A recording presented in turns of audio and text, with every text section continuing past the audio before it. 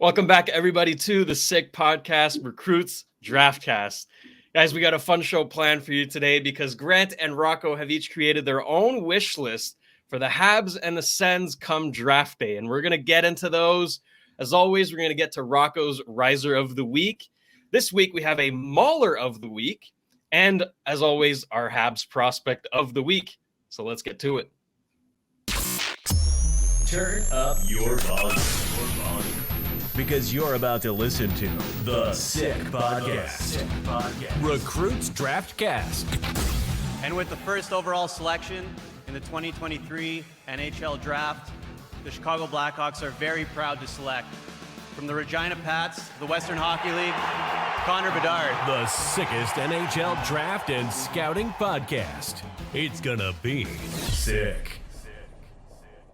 All right, I am your host, producer Shayne, joined by my fantastic co-host, Grant McCagg, Rocco, Zappia. Fellas, how we doing? Great, how you doing? Better than you. A little choppy apparently, but the weather around here has been god-awful for the past about 24 hours, so we're dealing with that, but we're pushing on through. I'll let you guys do most of the talking anyways. I'll sit back and glitch out as I need to. But you know what? Let's get right into it. We're going to start with the Habs here. And before we do, I'd like to bring up the current rankings or the current draft order as if the season would end tonight. So Chicago would pick first. God, let's hope not.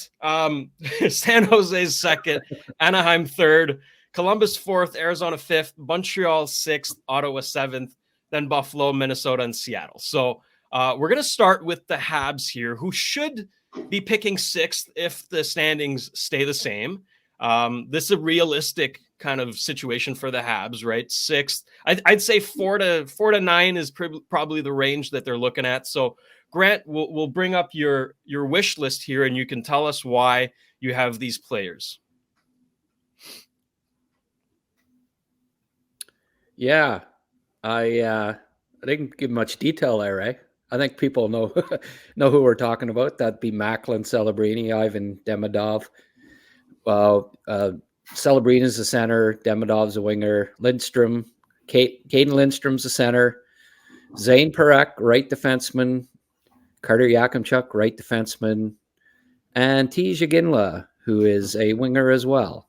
Now, you'll notice that there aren't any left defensemen on that list, and I think there's good reason for that, considering that the Canadiens probably go about 6 or 7 deep in guys that are legitimate, either prospects that are going to be NHLers or current NHLers. So, not that I don't think that it's definitely the top player on the board, this and that they wouldn't take a left defenseman, but all things being equal, I think I not only think that Parekh and Yakemchuk are the two best right defensemen, I also think they're the top defense prospects. So ideally, if they're picking top 6, you got to hope that at least one of those guys is available, right? Mm-hmm. Obviously one will be, and it'd probably be a Ginla. So he'd be my 6th choice out of that group. So I'm hoping it's one of the top 5, really, ideally. But I certainly would. It's not settling for a Ginla. I think he's going to be a 30-goal scorer at the NHL level and help whatever team he gets picked by. But I mean, Celebrini's obvious. Yeah. Nobody's not going to have him on their wish list in the top 10. And, I mean, he has a chance to be better than Suzuki even, and be the number 1 center on the team. So and I mean, we're all seeing this year Nick Suzuki's ultimate upside. I think he can be a point per game 2-way centerman. So definitely, that's quite a 1-2 punch. It'd be one of the better 1-2 center punches in the league 3 or 4 years down the road. Demidov, anyone that's followed me on Twitter this year has seen the and I mean followed the podcast, right? Because we've featured him a couple times. obvious choice for the Canadiens. He'd be. I honestly think that he'd eventually supplant Caulfield as a first line winger if he's just that dynamic and bigger, probably better all around, and just like a fantastic playmaker, a better playmaker than Caulfield. So just all around superb. I think he can be a 100-point scorer in the NHL. So you don't pass on that if it's available. The Canadiens could use that, obviously. They've been dying for it since somebody with that skill level since Kovalev. You always hear about it. Well, he would be the guy. So, and as well, Caden Lindstrom, hey, 6'4", center with grit and speed that probably be a 35-goal scorer at the NHL level. Again, no teams passing up on that if if after the first two guys, I don't think, unless it's perhaps Parekh or Yakemchuk. But in the top five, you need a center. And what team doesn't need a 6'4" center that with 35 goal potential that's gritty? So he'd be a fantastic addition. You know, there's always concern with Doc's faceoffs. So there's still, it's not a guarantee that Doc's going to be a center for his entire career because he's under 40% in the faceoff dot in the NHL, and they're just such an animal does not exist. A regular NHL center that's under 40% in the faceoff circle, it's just not there. So he would, and then we've seen him on the wing a lot in Montreal, right? So he can go on the wing, not a problem there. Some Habs fans are probably going to say, "Why do you have defensemen on your wish list with the Canadiens being so loaded?" Well, simple answer is both of them can be first pairing right defensemen. They can. As much as I love Reinbacher, both these guys have more offensive upside, I think, and they're better fits to be on the first power play unit. I mean, Parekh Hudson on a power play. I would pity the wingers that had to deal with that. There'd be ankle. They need cast, like a doctor there with cast for the ankles. All the ankles are broken with those two on the power play. Yakemchuk, just very similar to Mayu, to be honest with you. But I think he's got a little better puck skills. His dangles are just incredible for a guy his size and every bit as good a shot. So he might be just one tier above Mayu, but it's close. And again, you pick one of these defensemen and you deal one or two defensemen that you already have in the system. That might be Mayu, that might be somebody else, because you may not want Mayu or Yakemchuk on your third pairing down the road at some point, but you can't pass on the asset there. And then you deal one of your other defensemen or two of them to fill that spot that you want to fill up front. Yeah, you're getting rid of a good defenseman, but you're going to get back a top six forward if they go that route and they pick either Parekh or Yakemchuk, because it's for 3-4 years down the road, and there's other things that are going to happen. There's moves that are going to be made. The roster will look different in 3 or 4 years. So you pick the best player available. And if at 6, the top 3 defensemen or top 3 forwards are gone, I think they seriously consider either Parekh or Yakemchuk if they're on the board. Yeah. And then the sixth choice, the consolation prize, and it's a heck of a one, would be Jarome Iginla's son, because I think he's going to be a heck of an NHLer, a two-way forward that will score lots of goals, that will provide some grit, that's strong, just no real holes in his game, I don't think. So for me, those are the 6 guys that all have really good floors. So they're going to be all really good NHLers, but they also have high upside. And That's I it. think any of the 6 would be great additions to the Canadiens. I agree. I completely agree with you. Now, Grant, before we move on from your list, I have to speak for the comments because I can already smell them. All right. There are 3 notable omissions from your list that people are going to be all over you about. So I'll give you the chance to answer for that. Obviously, Berkeley Catton, Cole Yzerman, and Konsta Helenius. Those are 3 forwards, right? We know the Habs fans, they want a forward this year, right? So those are 3 forwards that have been popular names on social media amongst, the scouts and all that. So why wouldn't they be on your list? We can get rid of the list, guys, so you can see my reaction here. show the face. Show the face. No, well, yeah, I mean, sure. If Montreal ends up going on a winning streak here, and they end up being picking 8th, 9th, 10th, or something like that, then those guys will all be considered. But I mean, Catton and Helenius are both 5'11-ish, 170-pound centers. I do not see them supplanting either Doc or Suzuki as your top 2 centers. So what's that leave you? You're picking a third line center in the top 6 or top 7, or a 5'11", what ultimately becomes a 5'11" winger in your top 6 or 7. You can go back over draft history and see how many 5'11" wingers or shorter have been picked in the top 7. It's a mighty short list. So even though I like all those prospects, sort of the other one was Yzerman, another 5'11" winger.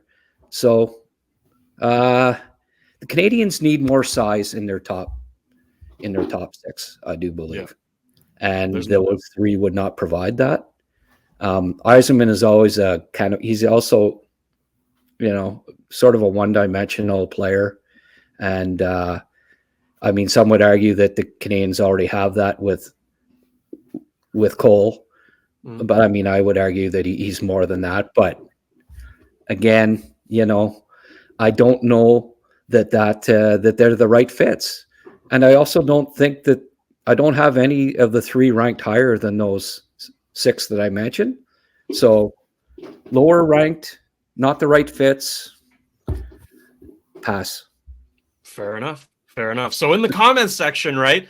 Don't come after Grant. Just listen to what he said. There's your answer.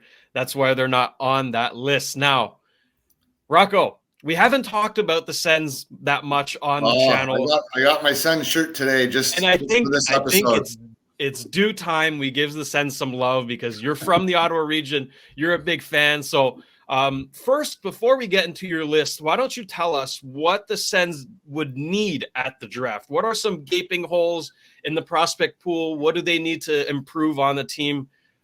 Like, give us your thoughts on that. Well, if you take a look at the NHL standings, I say there's probably quite a few things they could probably improve on. At this point, the season has not gone even remotely close to what they had hoped, and there's a whole bunch of reasons for that I don't need to get into right now. They've been playing better under Jacques and Alfie, and that's fine. They'll carry that into next season, I hope. But this is classic Sens. Turn it on the second half of the year and ruin a lottery pick.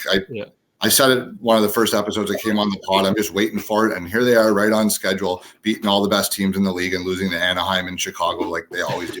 I don't understand, but that's fine. What they need more than anything, 3 words: right-handed defenseman.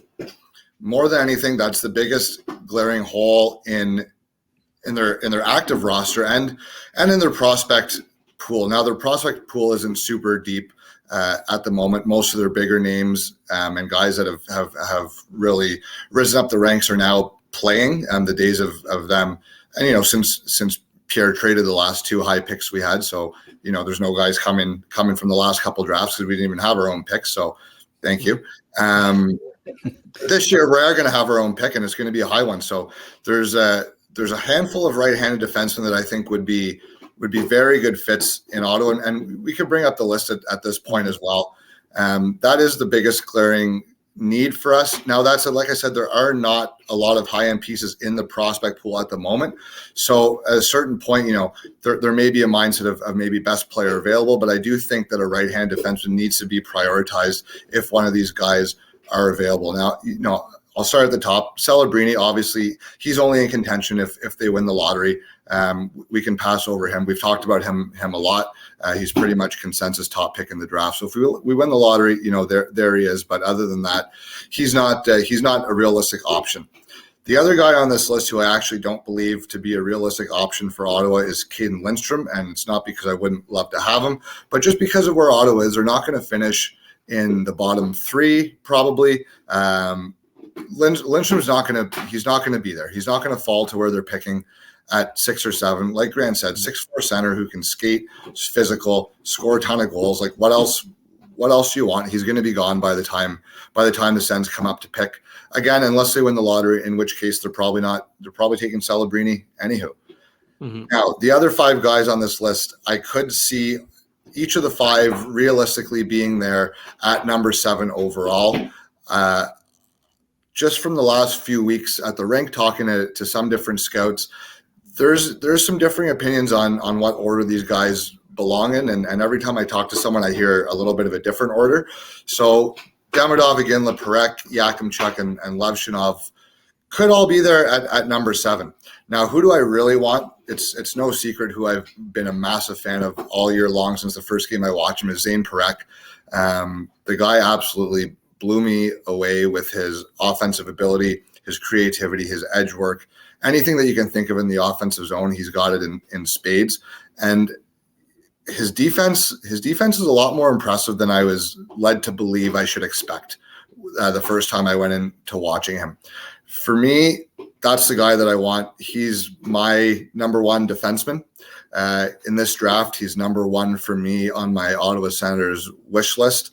I think just a world where him and Jake Sanderson play a regular shift together would just be something nasty, and it would be like having Eric back. Maybe would be his upside, and I don't want to put that kind of pressure on him or that kind of expectation. But when you watch him, he does remind me a lot of Eric, and I watch a lot of Erik Karlsson in my day, and there's a lot of shades of him in this Parekh kid, and further that, I think Parekh actually has a bit of a toughness element that maybe Eric didn't have as much. He doesn't take it, and he's happy to give guys shots. So I'm a really, really big fan of him. I'm going to Toronto, to the GTA this weekend to see. I'm going to catch 3 games over the weekend. I'm seeing Parekh in person 2 more times. They don't come to Ottawa anymore this year, so I'm making a special trip just to make sure I love him as much as I think I do before I keep running my mouth about him. But for now, that's the guy that I would be really, really excited for Ottawa to have more than anybody. Now, Yakemchuk would be next for me. 6'3", 200+ pound. His hands are soft as silk, especially for a big defenseman. It's pretty wild to see. His shot is maybe one of the best point shots in the draft, if not the best. He can bury, he can create. He's really, really good in his own end. He's physical. He's big. He actually has very good edge work. His top speed maybe leaves a little bit to be desired, but I don't think it's going to hold him back at all. He really is a little more attention to detail in the D zone, but he's not a perfect prospect. None of them are. I'd be really excited to add that kind of big body, skating, physicality, offensive ability, the shot. It's not, and he's Canadian. He's a Canadian kid too. I almost didn't say that, but he's Canadian, and I don't care. You need Canadians on your team. They know how to win. They've been brought up around growing up. The only dream is a Stanley Cup. The only thing that they care about is making it in hockey. It is a point for him over maybe some of the other guys. The third right-handed D. Now, I've changed my opinion about 50 times on this guy already this year. Every time I watch him, he seems to be kind of a little bit Jekyll and Hyde, which worries me a little bit. But the good games that he has, you're really, really, really impressed. Another right shot D. He can skate. He can shoot. He can move the puck, although me and Grant have had a little bit of debates about just how well he moves the puck sometimes.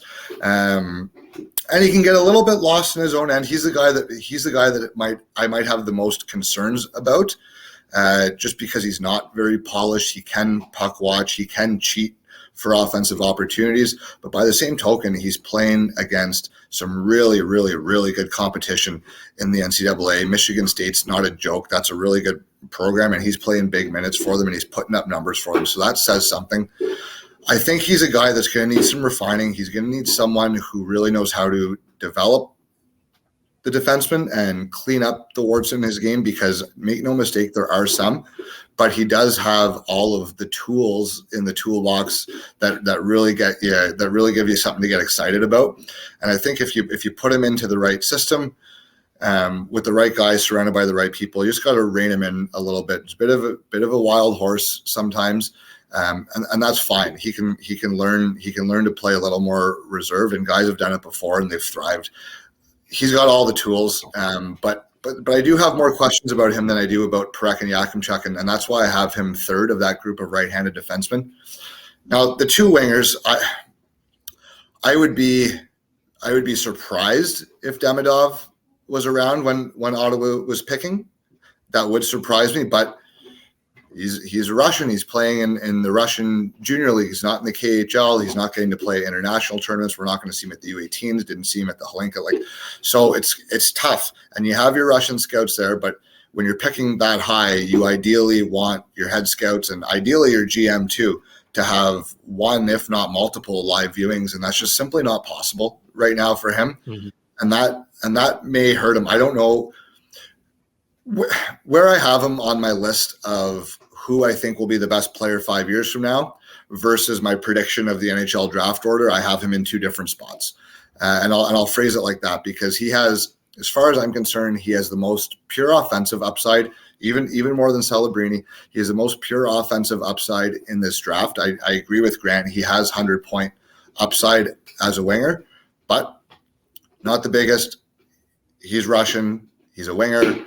So who knows where this guy goes? If he ends up there on Ottawa's doorstep, and say they pick 7, if he's sitting there, you got to really, really think about it. And an offensive winger might be not really what they need the most, but he's that good that unless you're, tell you what, give me Parekh over him for Ottawa, but if it comes down to Demidov or Yakemchuk, I'm gonna have to really, really think about that.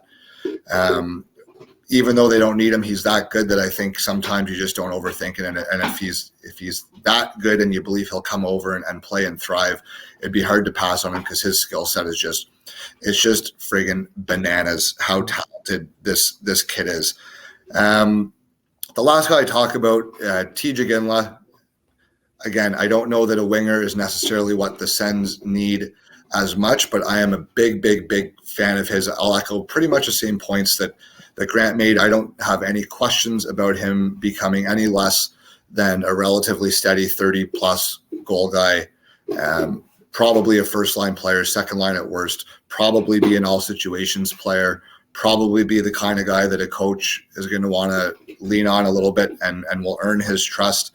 The bloodlines sure don't hurt at all. You got to like that. He grew up around the game, and that's a massive, massive, massive advantage because all those things that Jerome got to experience and all the lessons that he learned, Tej is going to be years ahead of his peers in terms of learning lessons about the game, how to carry yourself like a pro, work habits, competitiveness, how to win. Those sort of things take time to learn. And I think when you grow up with Jerome Iginla as your father, you have to consider those and that to be an advantage there for him.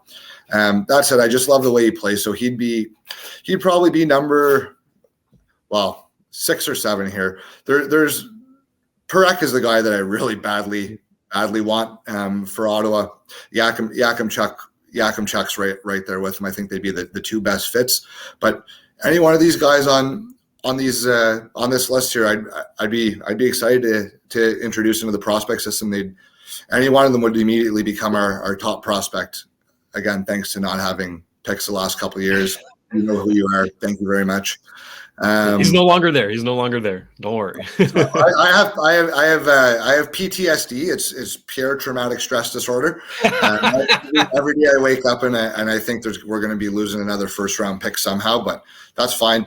One more to go in 2026, and then that's it. But for me, that's my Ottawa Senators wish list. 3 words: right-handed defenseman, and there's a few good ones. Love it. Love it. That's awesome. So in the comments section, let us know your favorite team and who you want your team to select. We know Grant's answer. We know Rocco's answer. Grant, you got something? I got my hand up. Yeah. Can I comment on? Of course. Please do. And you should have asked him to comment on my Habs list too, but that's it was perfect. Well, the lists are very similar, so I think the comments echo each other. Yeah, my list was perfect, so we couldn't really debate it. Exactly. My wish list for the Habs is the 3 guys, Shayne, that you mentioned that all the fans want, the 3, 5'11". Yeah. Like that's my wish list for the Habs. Just what you guys, that'd be a Montreal pick right there. Another small skill guy. So have at it. Yeah. and then one of the guys you want drops down. Yeah, exactly. That's right. Yeah, obviously, I mean the first 6 guys on your list, I have absolutely no qualms with, and even Lev Shunov, I get it. He'd be a good addition. I mean, you can't really argue it. But what I would consider, and again, you have to, your list and to a certain degree mine are both kind of needs lists. Are they now? You can argue all you want. I think Saleyev's going to be a better NHL defenseman than Lev Shunov, and it may not be close. Lev Shunov might get some more points, but as far as a shutdown defenseman goes, I don't see anybody coming close to Saleyev. And in my mind, that's what Ottawa needs as much as anything. Now, yes, you have a lot of left defensemen, but I also do think that you trade Chychrun or Shabbat or both of them, get a right defenseman that can help you now. Wait for the Saleyev to come along. If it's 2-3 years down the road, however long you have to wait, and you've find what's been Ottawa's biggest Achilles heel the last few years, giving up too many goals. It could be argued that. I mean, there's lots of pieces in the top 9, top 6. You've got scoring. That's not an issue. You don't have that Saleyev back there. And in my mind, you draft the best player available and you trade other guys if, when the time comes. But to me, I think they want to contend next year. No matter which one of those guys that you draft, those defensemen, they're not helping the team that much next year, probably. Like Yakemchuk's going to likely need a year. Parekh maybe plays next year. No, they all. I wouldn't have a single one of them up there next year. Right. So you're not helping the team next year to contend. But if you draft Saleyev's, let's say, and you trade Shabbat or Chychrun for that right defenseman that you could use, then the odd, you might contend next year. And then also when you get Saleyev, you've got that friggin' shutdown guy. Him and Sanderson killing penalties. Woo. Well, yeah. So that number 7 spot, that last spot on my list, I debated between 3 guys, between Levshunov and between Saleyev and Boyum too. Buem? Yeah. Buem. That's the other guy. Yeah. I would say I went back and forth, and honestly, if those end up being the pick, personally, on my personal list, I do have Boyum and I have Saleyev both ahead of Levshunov, just on my own draft list. So I get the sentiment there of taking the best player available. Now, I wouldn't be upset with you. Either one of those guys, I'd be more than happy with to add, because I do believe both of them are very, very good players, and I think they'll both be impact players at their respective roles. I very much agree with your take on Saleyev, and no, Ottawa doesn't have that. That said, I think if they could have traded Shabbat or Chychrun for an equal ability right-handed defenseman, I think they would have already done so. I don't think that necessarily that it might be a younger guy. It might be a younger guy. Yeah, and we'll see. We'll see. I would bet my ass that one of them is gone by the trade deadline. I don't think they'll move both. I think it'd be silly to move both. Right. You have three good lefties. You're going to keep two of them. Now, yeah, I get what you're saying. It's never bad. You can always trade guys. You always can trade guys. I do think that this cohort of defensemen, I think they're all very, very close. So because of I don't know how much difference. How often have you seen Lev Shunov? Like, you're making it sound like you said you changed your mind 50 times on him. Well, what, in 2 videos or 3 videos or what? No, probably three games at the beginning of the year, and then the one that you mentioned the other week, and then the couple highlight packages that you sent me. But I've enough to. I'll tell you what, I've seen him enough to know that there are 2 sides to his game, and I've seen both sides. I've seen him look really good, and I've seen him look not so good at all. So I do understand why, like I said, I have Buyam and Saleyev higher than Lavshimov on my own list right now. But when it comes to Ottawa, just because of how much they need it, I could see them maybe veering that direction. But they'd have to be certain that they can clean up the warts in his game. I don't know that I'm not certain that the warts in his game will be cleaned up, which is why I have him. There's really 6 pretty consensus group of 6 defensemen at the top. I have him in the 6th spot of that group. But because of Ottawa's need, if they're convinced that they can get the good out of him and leave the bad behind, then I've got time for it. Yeah, and he's Belarusian too. Like you were saying, take the Canadian or whatever. Yeah. He's it's certainly not bad. So no, for sure. I don't want to sound like I'm making him sound like the best thing. No. I know. You're not. You have said that you are going to watch him a little more, and I mean, we're going to do that down the stretch. It's going to be very important for all these guys. No, like this all comes with an asterisk, right? Oh, for Playoffs sure. are coming up for all of these guys, and there could be a guy that we haven't even named that ends up just having a fantastic playoff, and you say, "Whoa, wait a sec here, I want that guy." So certainly, both of our lists aren't etched in stone, and it's a lot can still change. It is only February, and exactly. You look at draft lists. I can go back and show you some. Oh, it's crazy the difference that just from the end of February until draft day. How much lists can change and guys rise that even after the season ends, you see guys rise sometimes, so exactly. You mentioned playoffs. Lavshinov, I'm particularly because of the holes in his game, that like those type of high intensity against a quality competition, those things are going to matter a lot. For a guy like that. And when I said I went back and forth 50 times, I'm exaggerating a little bit. But earlier in the year, if you tend to focus more on the good of players, and then as you get to learn their games, you nitpick them a little more throughout the season. And that's kind of what I'm doing more now, paying attention to the negatives a little bit more, which I had him higher, dropped him down, but I still think he has the potential to be a heck of a prospect. Yeah, well, I mean, there's some teams I think that have him top 5. He might even be gone. Yeah, So I had this conversation with a good buddy of mine earlier today. We were talking about the different defensemen, and he had his opinions and I had mine. And I said, look, realistically, I could see any of these 6 defensemen. They all bring something slightly different to the table. They don't have. There's none. 2 of them are exactly the same. And I could realistically see, I've seen games where any one of them would have looked like the best of the bunch, and any one of the 6 might have been 6 of the bunch. Either way, all 6 are very, very good prospects with a lot of tools in their toolbox, and it's too early to know. And 6 different guys, you'll get 6 different orders. I'm convinced of that. They're close. Yeah, exactly. All right, I think it's time. Cue the music. It's Rocco's Riser of the Week. Let's do it. All right, Rocco, who do you got this week? Ludu. It's Riser? getting shorter every time. Yeah, it is. Where's the video? We got to pull the video up here. There we go. All right. Number 16 on your screen, we got Jack Berglund, 6'3", 205-pound center. I'm going to say this wrong, for Färjestad in Sweden. Färjestad in Sweden, playing for their junior team primarily, their U20.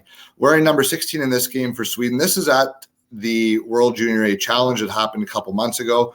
I wanted to pick this game just because it is against the North American skaters, which I find a little bit easier to judge the Euros sometimes. So in his U20 season, he's got 14 goals, 32 points in 37 games played. He's also been called up this year for 7 games for the big club in the SHL, where he has had 1 goal. Not huge production, but just to get called up as a junior draft eligible player to that league, that impresses me just on its own. Also represented Sweden for the U18 team a couple times, both at this tournament and at the Five Nations. He's got 5 goals, 8 points in 14 games for them. Plays a two-way game. He's a two-way center. He stood out to me at times, both offensively and defensively. At 6'3", 205, you want and expect a physical game, and he does have that, so you're happy about that. There's nothing worse than a big guy who's soft, and this guy's definitely not. He's more than happy to throw the body around, and he uses his body quite effectively as well in different situations. Namely, when he's carrying the puck, he's really quite hard to get the puck off of once he gets his back turned to guys. So he does use his body. He does use his body very effectively. Now, the caveat to that is bigger guys in junior tend to be able to use their body well and protect the puck, which isn't always the case once they get to the pros, quite as much against guys who are just as big and strong. But for now, it looks like a massive asset to his game. Plays a pretty pro-style game, especially for a young teenager. Really good along the boards and down low in the dirty areas, which is honestly where the pro game is won and lost a lot of times. So he's not as crazy, flashy, as impressive in open ice as some other guys, but within 3 feet of the boards, which is the hard areas, he really thrives there. So you kind of like that. Now, his offensive ability, I don't think there's an elite offensive element to his game, especially not at the NHL level. But I do think he's pretty capable as both a shooter and a passer. And you'll see some highlights of his goals later on. I put a couple goals at the end because he has no points in this particular game, but he is capable offensively. But again, I don't see anything that's going to scream elite point producer at the NHL level. He keeps his game pretty meat and potatoes for the most part. It's simple but effective, and not in a bad way. I think it's pretty, fairly by design. Not super flashy, but again, smart and effective. Good effort level in all 3 zones. He's not the hardest worker you've ever seen, but he definitely competes. You have no issue with his motor or his competitiveness level. He didn't seem, at least in the games that I watched, to take many shifts off or many situations off. Generally keeps himself pretty well positioned on the ice in both zones. You don't really see him lost out there. He's pretty much always is aware of what's around him. His head's usually in motion. He doesn't get caught staring at the puck.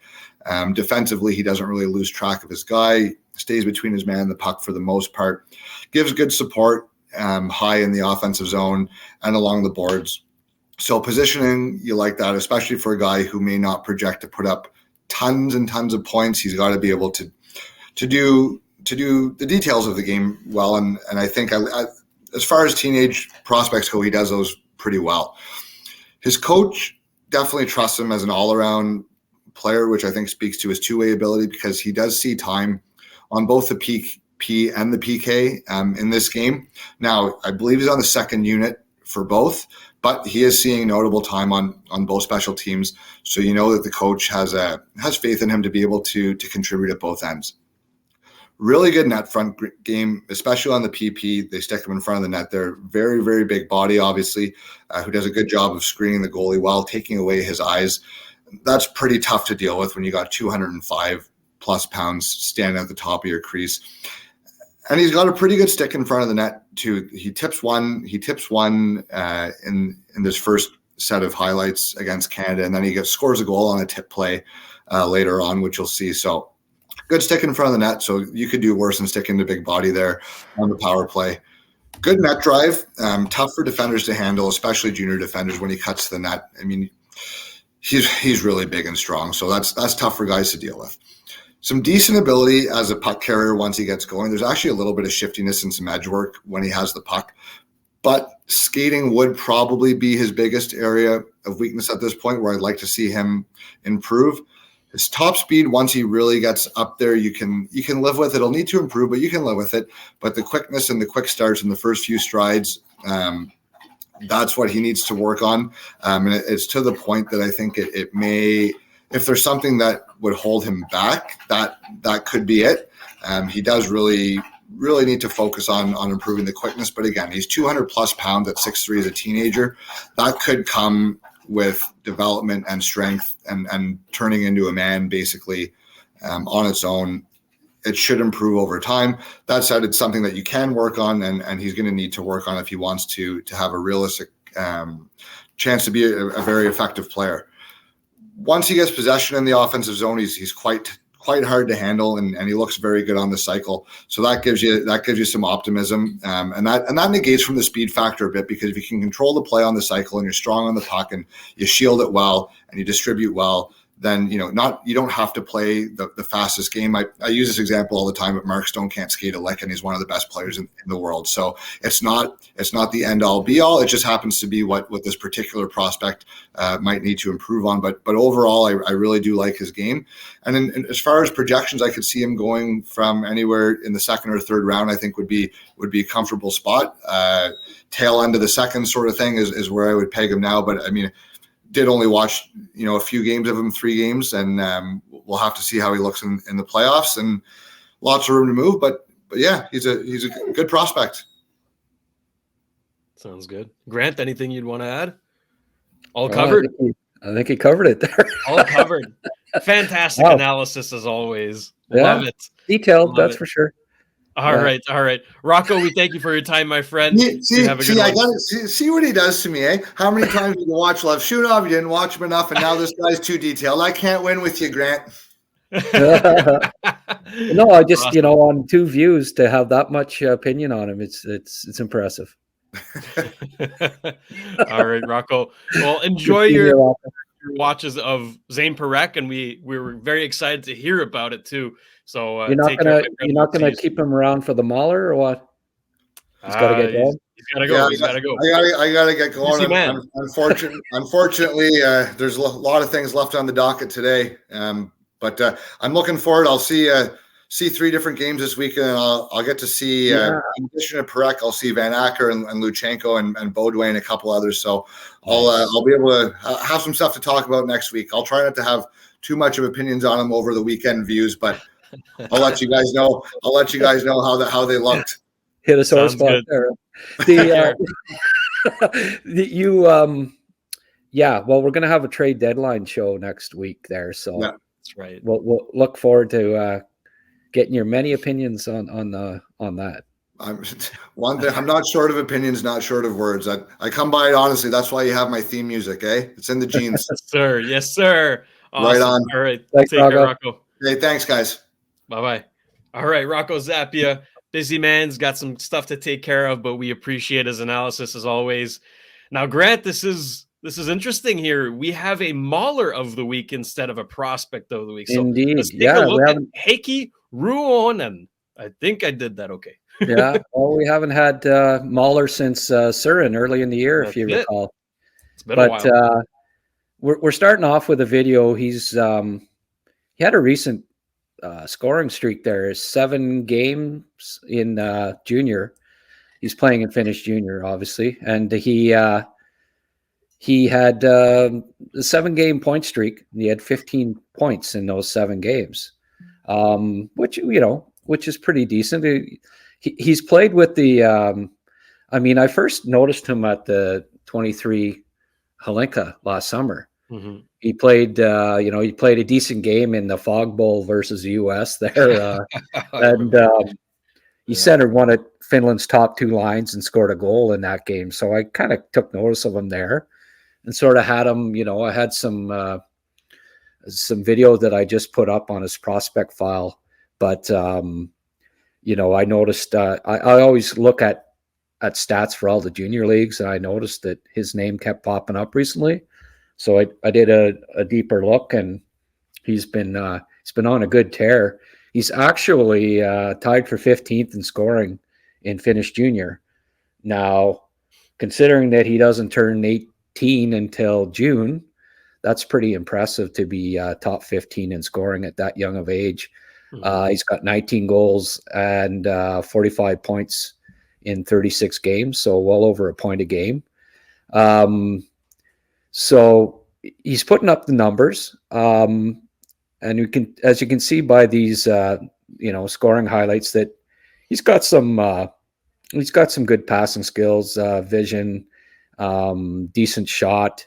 So there's a little bit of offensive upside there for sure. He likes to get in front of the net, good net front presence. But I looked at his size. He's 6'1", 204.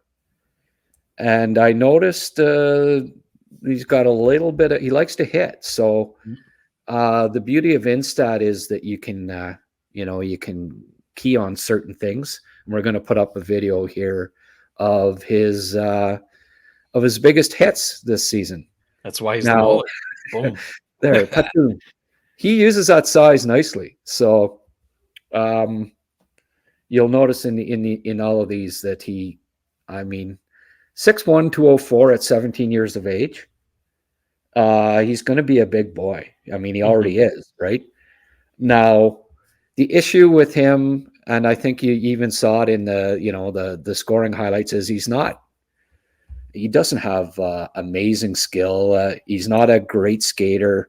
Now, part of it might be the fact that he's 204 pounds at 17 years of age.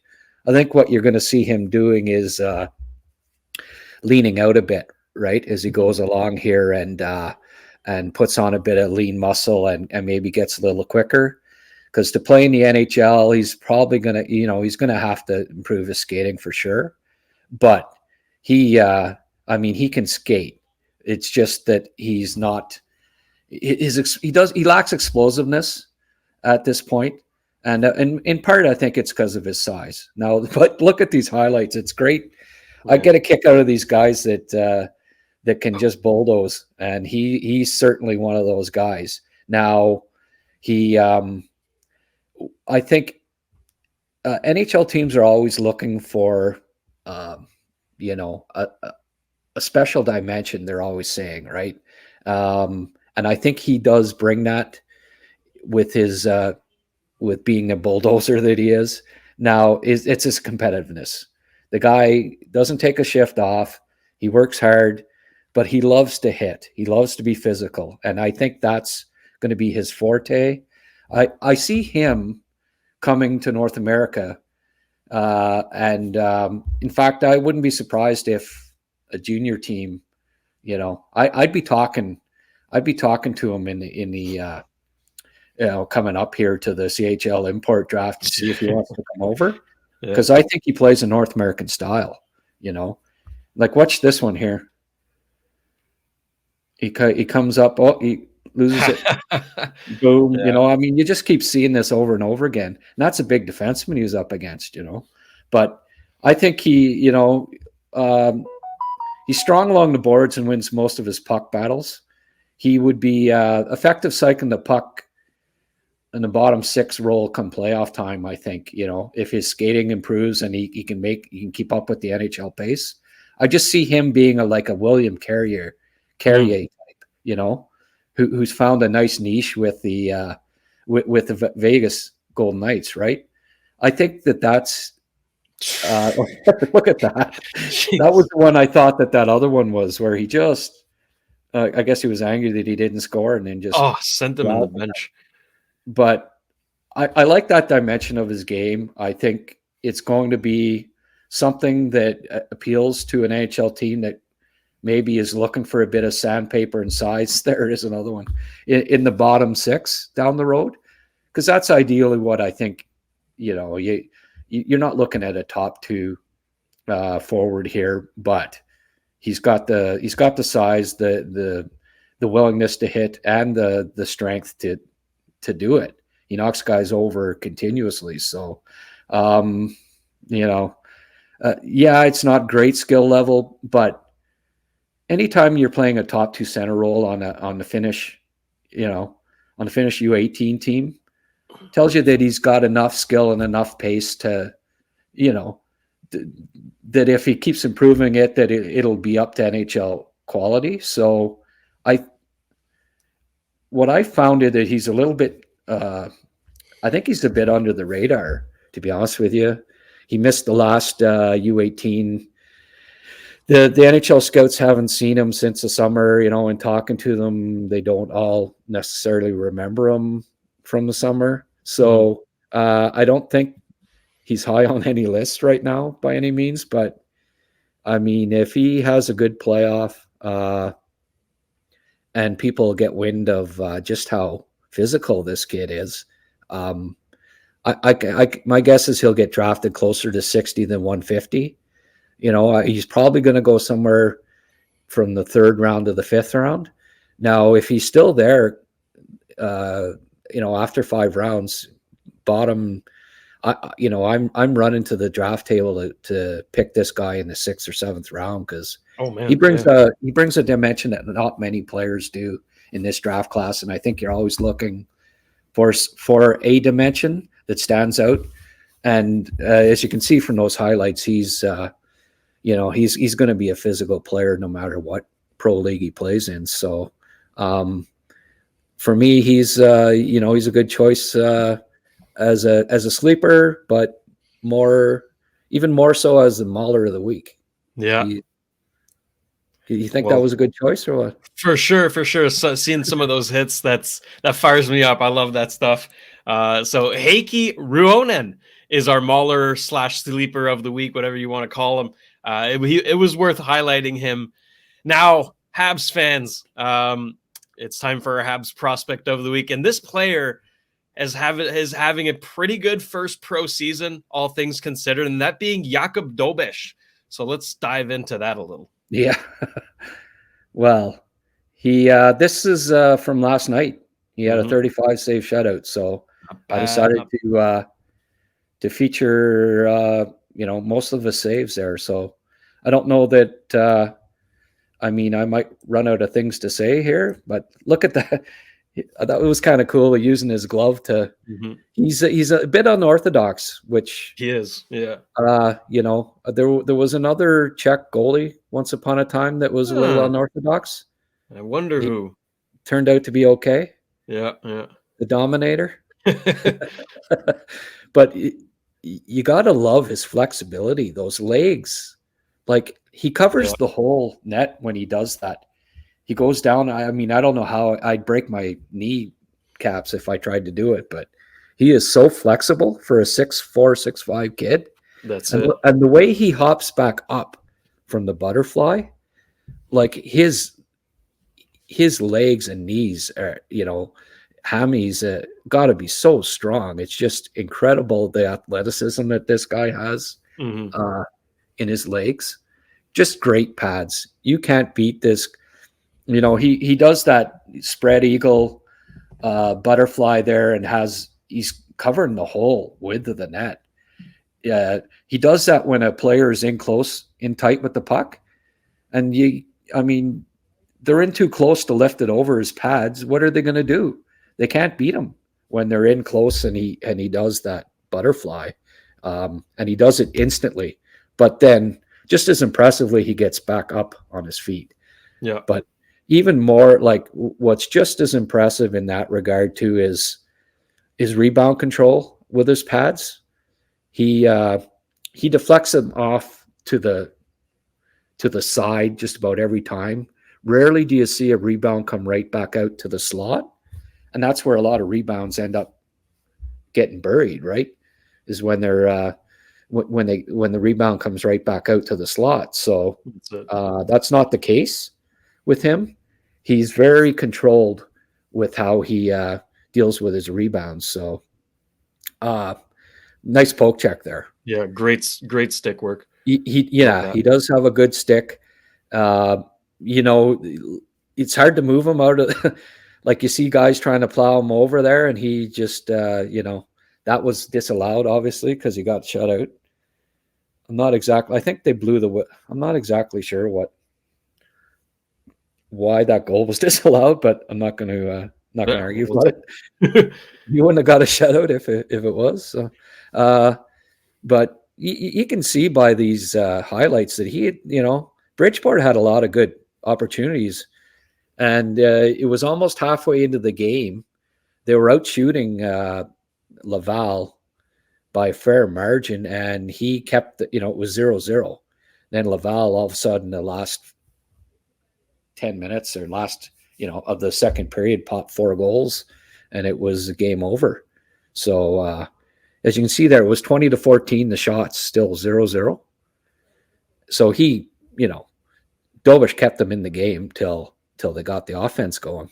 So he was, every one of these highlights, you just notice how agile he is on his skates, and even when he does go down in the butterfly, there's not a lot of room up top. And he also comes out and covers the angles quite well. So, it's all about confidence with goalies. And we saw early in the year that, he was having some struggles there and having periods where he'd give up 3 or 4 goals. And Rob Ramage told me, this kid, he wants to win so badly. He's so competitive. And you could tell probably at the start, look at this one, at the start of the year that he was, he was struggling a little bit with that. And, but the last 6 games, his save percentage is .939. Yeah. So he's finding his game. Mm-hmm. Look at that save. That was amazing. Beautiful. He, safe to say he's finding his game, and that, Montreal's I think he's got starter potential. I really do. Mm-hmm. Mm-hmm. I think he's a better goalie prospect than Primo at the end of the day. Yeah. And, Fowler and him are 2 pretty decent. Look at that, eh? Yeah. I think I've got another, there's going to be another replay of that after a couple more, but he went to make the poke check, couldn't get to it, and then still made the save with his pad, which was just to show you his athleticism, I just, I really think the Canadiens have Montembeault's still fairly young. Mm-hmm. Primo's a decent looking backup, potential. Fowler is playing every bit as, he's, here it is here. Yeah. Yeah. Just great pads. He's got such great pads.